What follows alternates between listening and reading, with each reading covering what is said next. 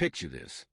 A sailor tied up with thick rope, pulled under the bottom of a ship covered in sharp barnacles. This wasn't a story. It was a real form of punishment called keelhauling, used in European navies to keep order through fear. Keelhauling wasn't about cruelty for its own sake. It was a harsh reminder to everyone on board that discipline wasn't optional. Back then, mutiny wasn't just trouble. It could threaten an entire fleet or empire. So, navies used extreme measures to keep crews in line. The Dutch Navy was the first in Europe to document keelhauling, using it occasionally in the mid-1600s. A famous painting from around that time shows the punishment being carried out aboard Admiral Jan van Nesse's ship, with a full crew watching. The Dutch even had a word for it, keelhauling, which literally means to drag along the keel. The Dutch, known for their naval power in the 17th century, reserved this punishment for serious offenses. Deserting your post, trying to start a mutiny, showing cowardice in battle, or striking a superior officer. It wasn't just a punishment. It was a public warning. Life at sea was tough, and captains had nearly total control over their crews. In that environment, keelhauling also worked as a psychological tool. It reminded sailors that authority would be enforced, no matter the cost. Over time, keelhauling left its mark across many ships, both military and civilian. The Dutch used it to keep order, and although British captains use it less often, they didn't rule it out. Pirates, who ran their ships by fear as much as loyalty, also used it in some cases to keep rebellious crew members in line. In France, during the reign of Louis XIV, Navy Secretary Jean-Baptiste Colbert used tough punishments, including forced labor and strict discipline, to build a strong naval force. Though pirates operated outside national control, they too turned to brutal methods like keelhauling to hold power on board. So how exactly did keelhauling work?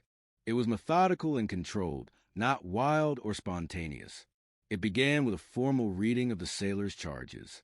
Officers and the full crew were usually called to witness it. The sailor was tied up tightly, often with weights on his legs to stop him from resisting or floating. Ropes were attached on both sides of the ship and run underneath it. The sailor was secured to these lines. Depending on the method used, he'd either be dragged straight under the ship from one side to the other, or sometimes all the way from the front to the back. The danger wasn't just from drowning. Ships back then had thick buildups of barnacles, coral, and other sharp marine life on their undersides. These rough surfaces tore into the sailor's skin as he passed beneath the hull, causing serious injuries. Keelhauling wasn't common, but when it happened, it made an unforgettable statement. It was meant to shock, to scar, and above all, to keep order on the open sea. Breathing during keelhauling was nearly impossible, as sailors were dragged underwater.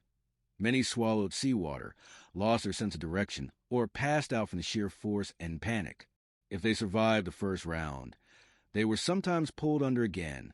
In those cases, the ship's surgeon might be nearby, not to help, but to revive the person just enough to endure more.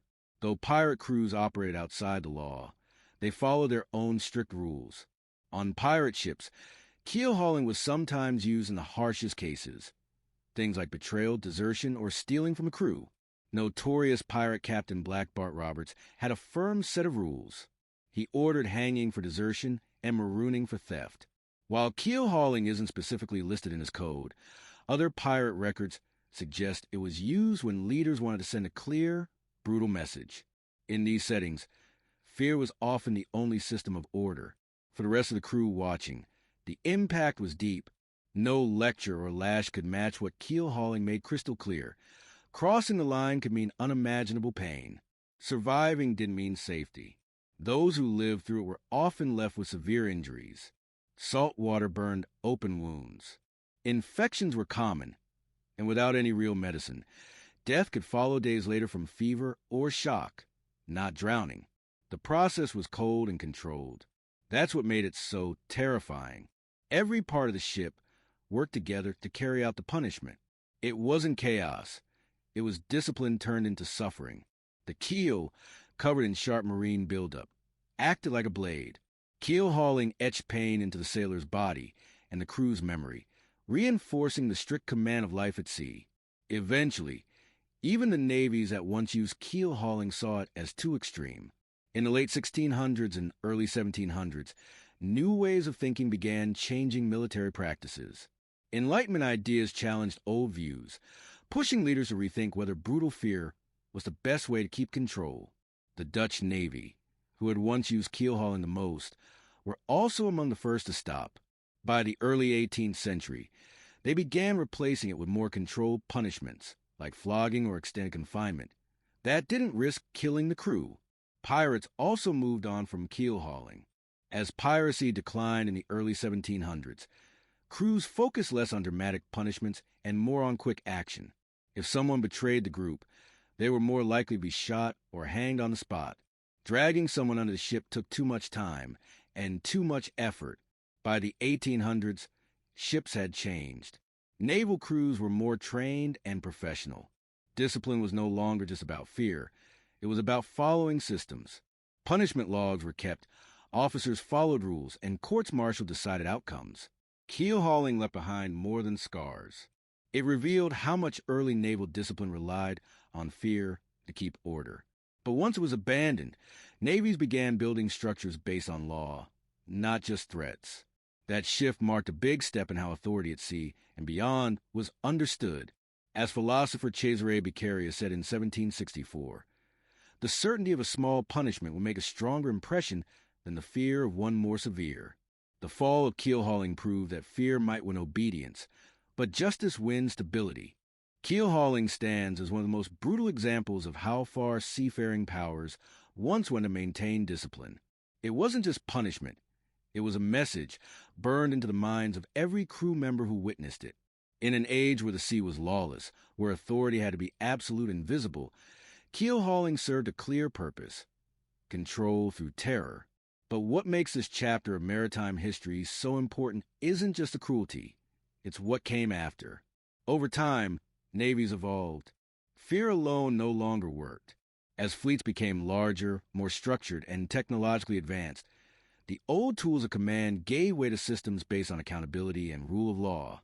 Sailors were no longer just subjects of fear, but trained professionals who responded to duty and discipline, not just the threat of violence. The end of keel hauling marked a turning point, not just for navies, but for human societies. It reflected a broader shift toward justice, order, and reason. We began to understand that leadership doesn't need to be violent to be strong, that order built on law lasts longer than control built on fear. Even now, keel hauling reminds us how power, when left unchecked, can become destructive. It also shows us that change, however slow, does come. What once seemed necessary became unthinkable. And that progress wasn't just about ships or sailors. It was about how humanity chose to govern itself, both at sea and on land. Looking back, we don't just see the horror of a forgotten punishment. We see a reminder of how far we've come, and a warning of how easy it is to go back, if we ever forget why discipline must be bound by justice, not fear. History isn't just about what we endured. It's about what we chose to leave behind.